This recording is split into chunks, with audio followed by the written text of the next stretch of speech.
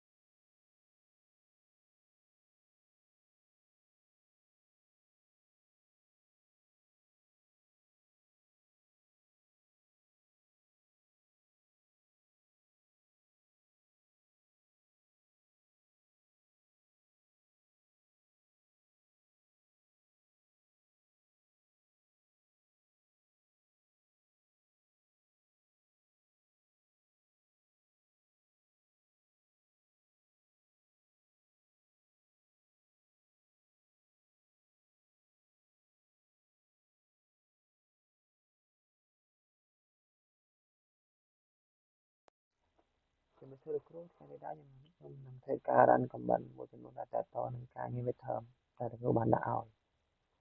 ជាដំបូងខ្ញុំនឹងធ្វើការ run comment create group developer UX UI និង group develop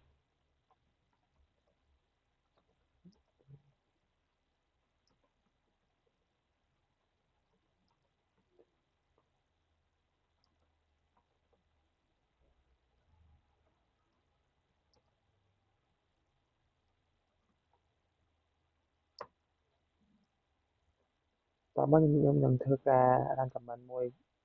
ដែលចង់ដឹងអំពីgroup ដែលខ្ញុំបានបង្កើតហ្នឹងខ្ញុំធ្វើការ run comment អឺ CT ដក etc ដក group group នេះគឺជា group 3នៅក្រោមគេគឺជា group ដែលខ្ញុំត្រូវតែបង្កើតនៅលើមិញគឺ group developer UX UI និង group develop និងការងារទី2ខ្ញុំធ្វើការ delete group developer ហើយនឹង show វាម្ដងទៀតចឹងខ្ញុំធ្វើការ run comment ដើម្បី delete sudo group delete developer តោះខ្ញុំធ្វើការចូលទៅមើល list ចង់ដឹងថាខ្ញុំបានលុបវាហើយឬនៅcrt/e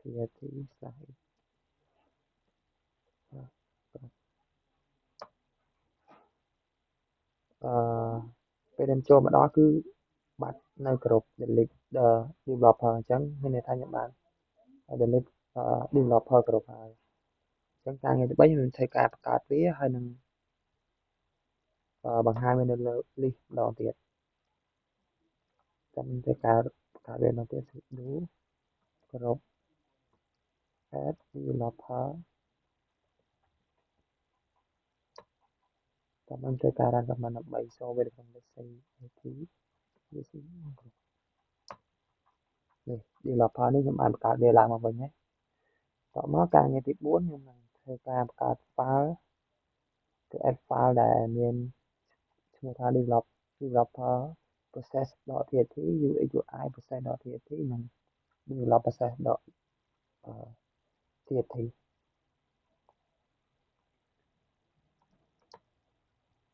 touch developer ដក process ដក TNT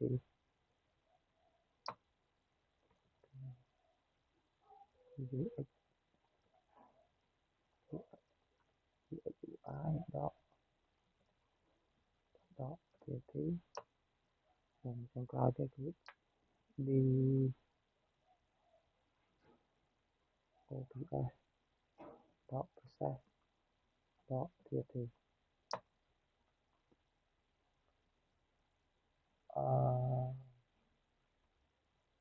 command not found អូខ្ញុំភ្លេចដាក់ពាក្យ touch D process ដក TNT តោះមកខ្ញុំធ្វើការ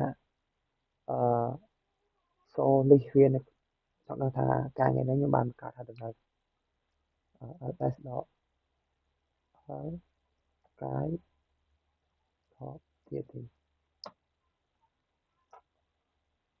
នេះគឺការងារខ្ញុំបានបង្កើតមុនហ្នឹងគឺ developer process TNT develop process TNT និង UX UI process ដក TNT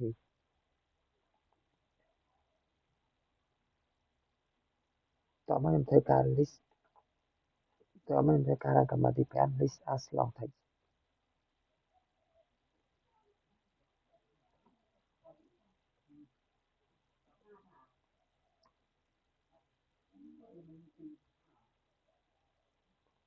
សម្រាប់ការងារទីcommand ទី6ខ្ញុំនឹងធ្វើការ change file permission ទាំងអស់ហ្នឹងទៅកាន់755command ដែលខ្ញុំត្រូវប្រើគឺ chmod 755កាយដក TNT តោះមកខ្ញុំសូល list វា ls ដក l ដកកាយ /TNT នេះខ្ញុំធ្វើការ convert វាទៅជា755ទាំងអស់ហើយ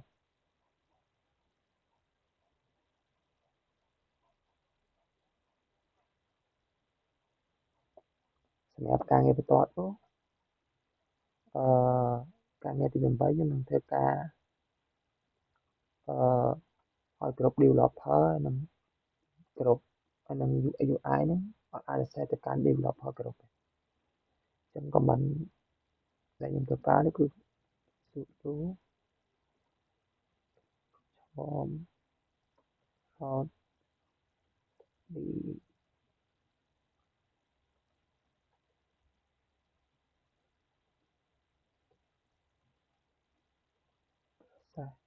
dot txt អូ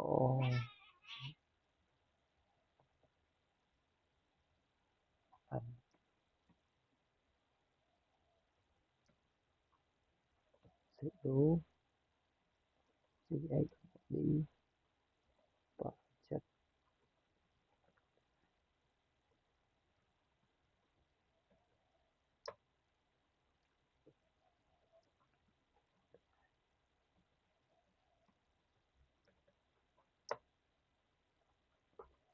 អញ្ចឹងគេបានបញ្ជាក់ថាpermission deny អញ្ចឹងការងាររបស់ខ្ញុំគឺមានតែប៉ុណ្ណឹងអរគុណលោកគ្រូ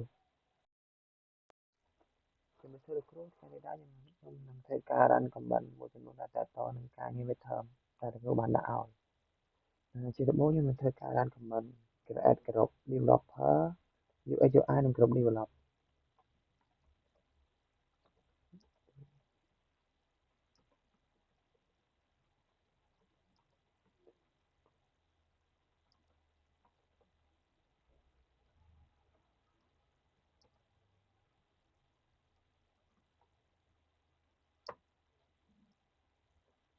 តមកខ្ញុំនឹងធ្វើការអានខមមិនមួយ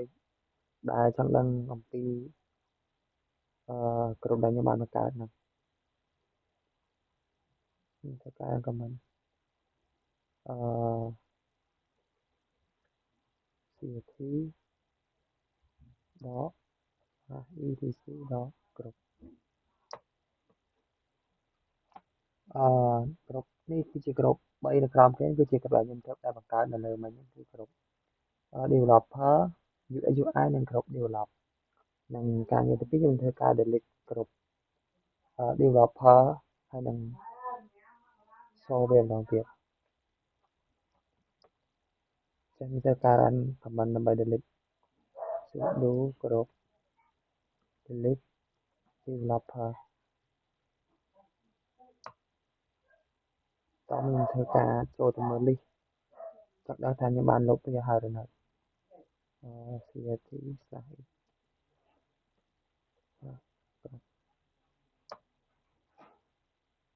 អឺពេលខ្ញុំចូលមកដល់គឺបាត់នៅក្រុម delete the developer អញ្ចឹងមានន័យថាខ្ញុំបាន delete developer ក្រុមហើយអញ្ចឹងការងារទី3ខ្ញុំនឹងធ្វើការបង្កើតវាហើយនឹងបង្ហាញវានៅលើ list ម្ដងទៀតចាំធ្វើការបង្កើតវាម្ដងទៀត sudo ក្រុម add developer ចាំខ្ញុំធ្វើការ run command ដើម្បី show វានៅក្នុង list crt នេះ developer នេះខ្ញុំបានបង្កើតវាឡើងមកវិញហើយតមកការងារទី4ខ្ញុំនឹងធ្វើការបង្កើត file គឺ add file ដែលមានឈ្មោះថា developer process.txt UX UI process.txt និង develop process.txt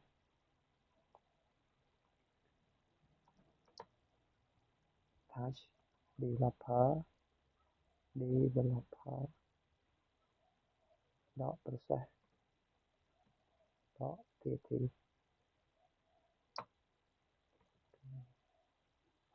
UX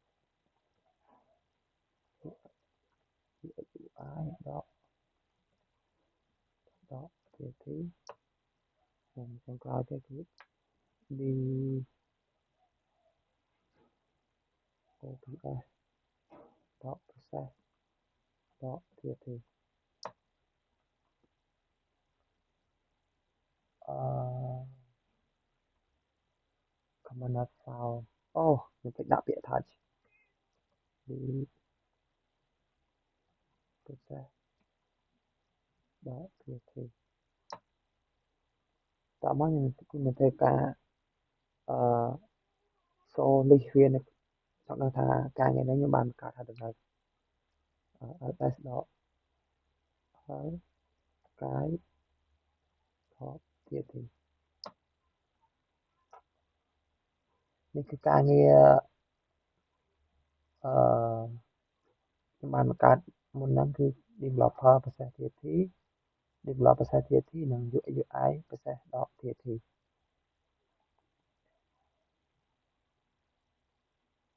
តមកខ្ញុំធ្វើការ list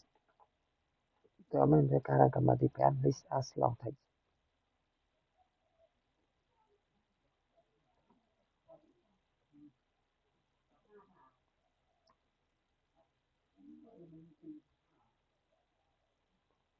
សម្រាប់ការងារទីcommand ទី6ខ្ញុំនឹងធ្វើការ change file permission ទាំងអស់ហ្នឹងទៅកាន់755command ដែលខ្ញុំត្រូវប្រើគឺ chmod 755កាយដក txt តមកខ្ញុំសូននេះវា ls ដក l ដកកាយ /txt នេះខ្ញុំធ្វើការ convert វាទៅជា755ទាំងអស់ហើយ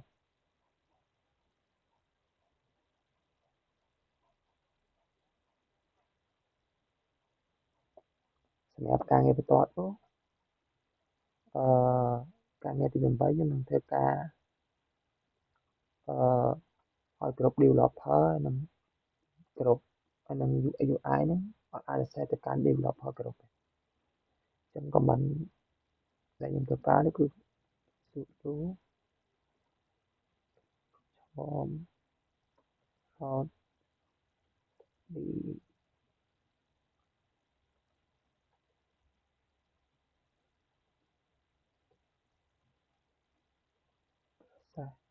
dot tsv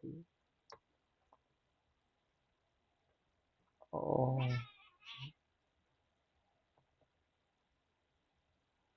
អាន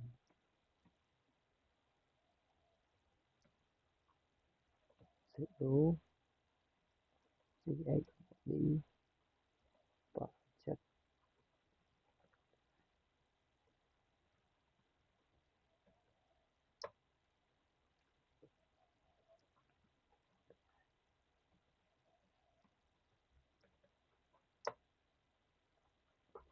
អញ្ចឹងគេបានបញ្ជាក់ថាអឺ permission deny អញ្ចឹងការងាររបស់ខ្ញុំគឺមានតែប៉ុណ្ណឹងអរគុណលោកគ្រូ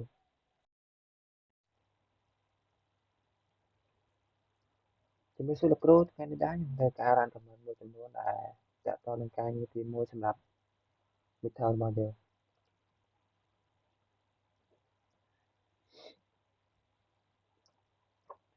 អឺតោះមកខ្ញុំធ្វើការបង្កើត user ថ្មីមួយដូច user add .on.s/link class បាទនិងឈ្មោះ user យើងដាក់u user ថ្មីរបស់ខ្ញុំបង្កើតបានតែមកខ្ញុំធ្វើការ switch ទៅកាន់ user ថ្មីអូឈប់មុនកាត់ទៅការធ្វើការ switch ទៅកាន់ user ថ្មីយើងទៅបង្កើត password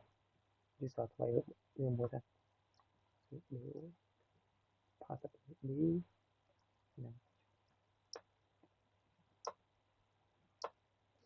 ដែល password user ថ្មីយើងបានដូរហើយអញ្ចឹងខ្ញុំនឹងធ្វើការ switch ទៅកាន់ user ថ្មីsudo នេះគឺកន្លែងនេះគឺយើងបាន switch មកកាន់ user ថ្មីតោះមកខ្ញុំធ្វើការបង្ហាញពី home directory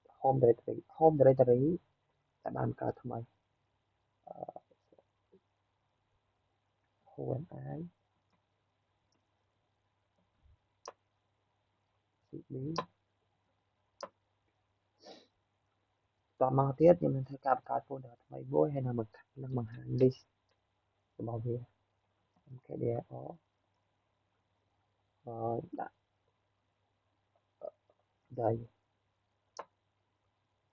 តមកខ្ញុំធ្វើការ list ដើម្បីបង្ហាញ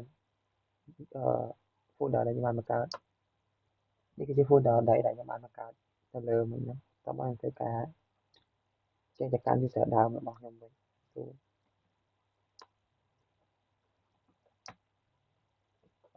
ញុំបានត្រឡប់មកកាន់ user ដើមហើយតមកខ្ញុំធ្វើការបង្ហាញ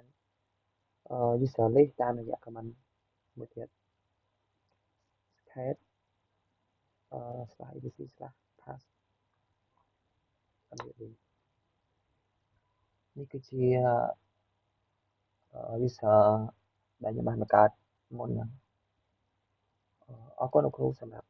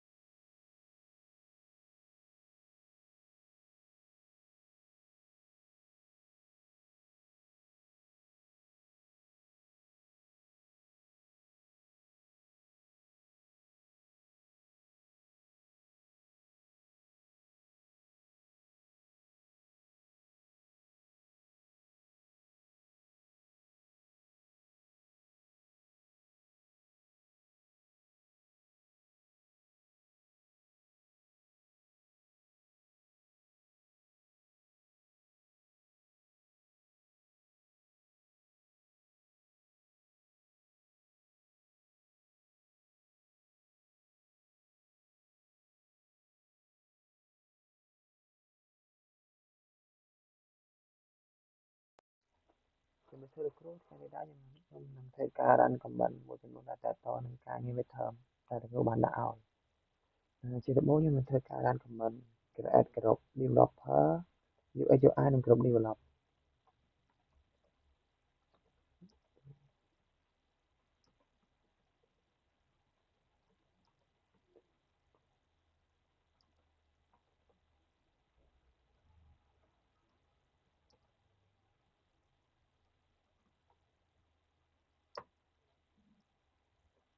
តមកខ្ញុំនឹងធ្វើការ run comment មួយដែលចង់ដឹងអំពីក្រុមដែលខ្ញុំបានបង្កើតហ្នឹងខ្ញុំធ្វើការ run comment CT ដក etc ដកក្រុមក្រុមនេះគឺជាក្រុម3នៅក្រោមគេគឺជាក្រុមដែលខ្ញុំត្រូវតែបង្កើតនៅលើមិញគឺក្រុម developer UX UI និងក្រុម develop និងការងារទី2ខ្ញុំធ្វើការ delete ក្រុម developer ហើយនឹង show វាម្ដងទៀតចឹងខ្ញុំធ្វើការ run comment ដើម្បី delete sudo group delete developer តោះខ្ញុំធ្វើការចូលទៅមើល list ចង់ដឹងថាខ្ញុំបានលុបវាហើយឬនៅcrt slash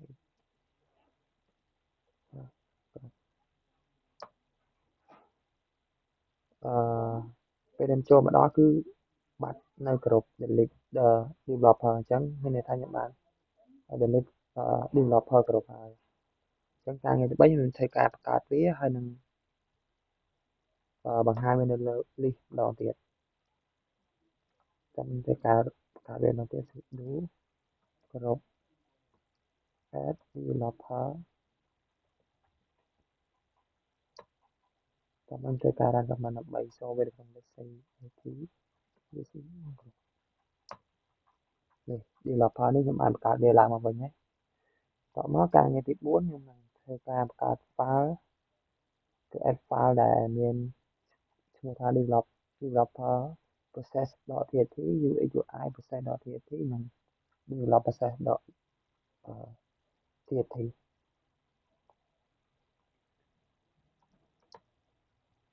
touch developer process.txt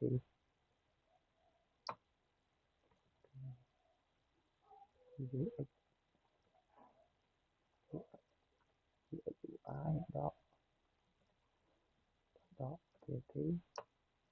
និងចុងក្រោយទៅគឺ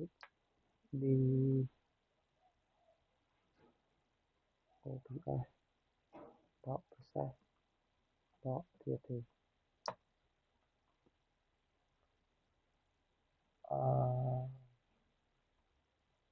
command file អូខ្ញុំភ្លេចដាក់ពាក្យ touch process.txt តមកខ្ញុំនឹងធ្វើការshow list វានៅចង់ដឹងថាការងារនេះខ្ញុំបានបង្កើតហើយដល់ls ដកហើយកាយដក txt នេះគឺការងារខ្ញុំបានបង្កើតមុនហ្នឹងគឺ developer process.txt develop process.txt និង UX UI process.txt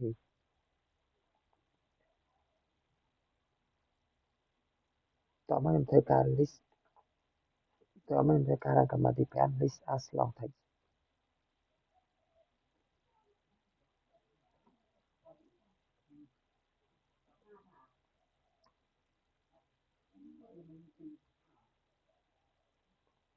សម្រាប់ការងារទីcommand ទី6ខ្ញុំនឹងធ្វើការ change file permission ទាំងអស់ហ្នឹងទៅកាន់755command ដែលខ្ញុំត្រូវប្រើគឺ chmod 755 cái đó thì tao mới làm sâu đi phía ở đây đó ở đó, cái slash thì những em thơ ca convertវាទៅជា755ទាំងអស់ហើយ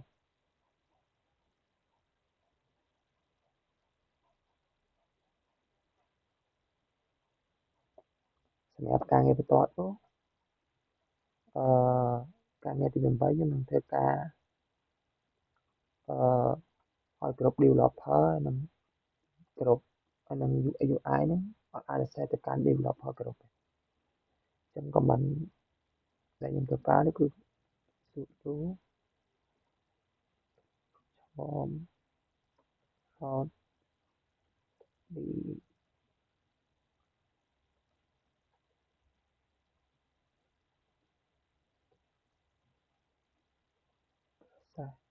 dot php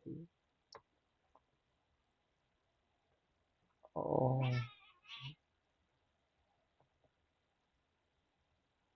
អឺ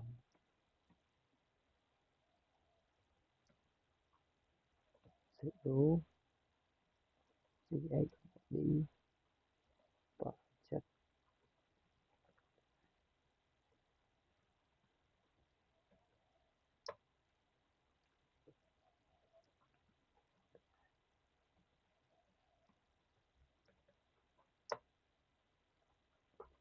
អញ្ចឹងគេបានបញ្ជាក់ថាអឺ permission deny អញ្ចឹងការងាររបស់ខ្ញុំគឺមានតែប៉ុណ្ណឹងអរគុណលោកគ្រូជំរាបសួរលោកគ្រូថ្ងៃនេះដែរខ្ញុំនឹងធ្វើការ run comment មួយចំនួនដែលតទៅនឹងការងារ midterm ដែលលោកគ្រូបានដាក់ឲ្យជាដំបូងខ្ញុំនឹងធ្វើការ run comment create group developer UX UI និង group develop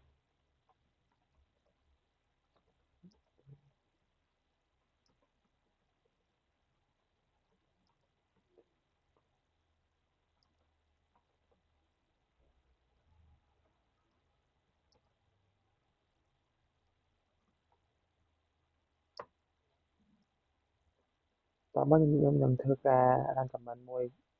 ដែលចង់ដឹងអំពីក្រុមដែលខ្ញុំបានបង្កើតហ្នឹងខ្ញុំធ្វើការ run comment អឺ CT ដក etc ដកក្រុមក្រុមនេះគឺជាក្រុម3នៅក្រោមគេគឺជាក្រុមដែលខ្ញុំធ្វើតែបង្កើតនៅលើមិញហ្នឹងគឺក្រុម developer UX UI និងក្រុម develop និងការងារទី2ខ្ញុំធ្វើការ delete ក្រុម developer ហើយនឹង show វាម្ដងទៀតចឹងខ្ញុំធ្វើការ run comment ដើម្បី delete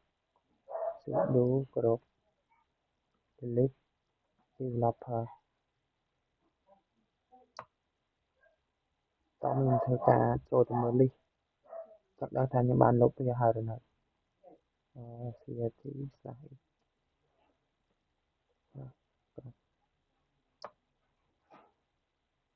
អឺពេលខ្ញុំចូលមកដល់គឺបាត់នៅគ្រប់ delete developer អញ្ចឹងមានន័យថាខ្ញុំបាន delete developer គ្រប់ហើយអញ្ចឹងការងារទី3ខ្ញុំនឹងធ្វើការបង្កើតវាហើយនឹងបង្ហាញវានៅលើ list ម្ដងទៀតចាំធ្វើការបង្កើតវាម្ដងទៀត sudo គ្រប់ add developer ចាំខ្ញុំធ្វើការ run command ដើម្បី show វានៅក្នុង list crtនេះ developer នេះខ្ញុំបានបង្កើតវាឡើងមកវិញហើយតមកការងារទី4ខ្ញុំនឹងធ្វើការបង្កើត file គឺ add file ដែលមានឈ្មោះថា developer process.txt UX UI process.txt និង develop process.txt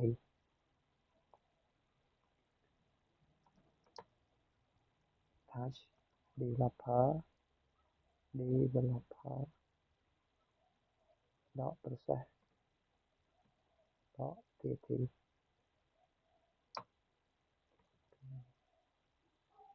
UX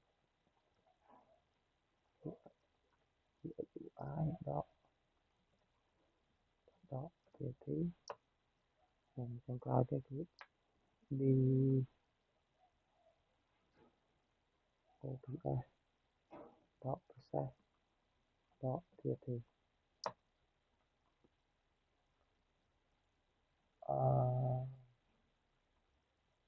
command not found អូខ្ញុំភ្លេចដាក់ពាក្យ touch D process ដកទៀតទីតោះមកខ្ញុំធ្វើការសូលីសវានៅចង់ដឹងថាការងារនេះខ្ញុំបានបង្កើតហើយដល់ ls ដកហើយកាយដកទៀតទីនេះគឺការងារខ្ញុំបានបង្កើតមុនហ្នឹងគឺ developer process TFT developer process TFT និង UX UI process ដក TFT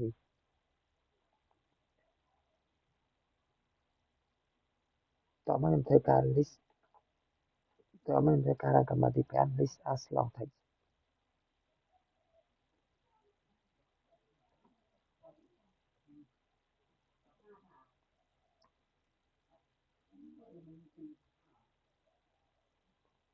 សម្រាប់ការងារទីcommand ទី6ខ្ញុំនឹងធ្វើការ change file permission ទាំងអស់ហ្នឹងទៅកាន់755command ដែលខ្ញុំធ្វើប្រើគឺ CHMOD 755កាយដក TT តោះមកខ្ញុំសូល list វាហើយដែរដក L ដកកាយ /TT នេះខ្ញុំធ្វើការ convert វាទៅជា755ទាំងអស់ហើយ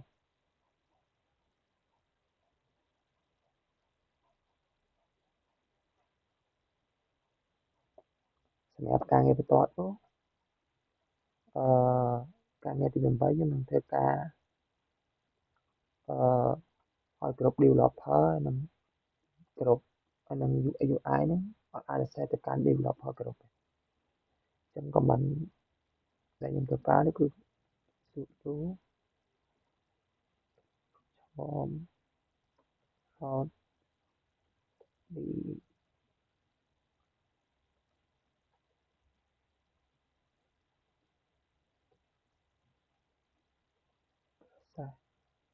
txt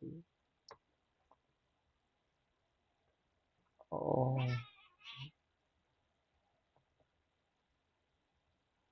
អាន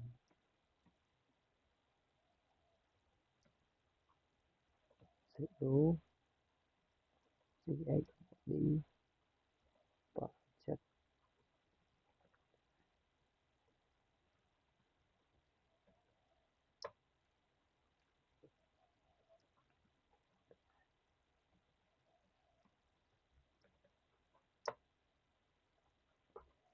អញ្ចឹងគេបានបញ្ជាក់ថាpermission deny អញ្ចឹងការងាររបស់ខ្ញុំគឺមានតែប៉ុណ្ណឹងអរគុណលោកគ្រូ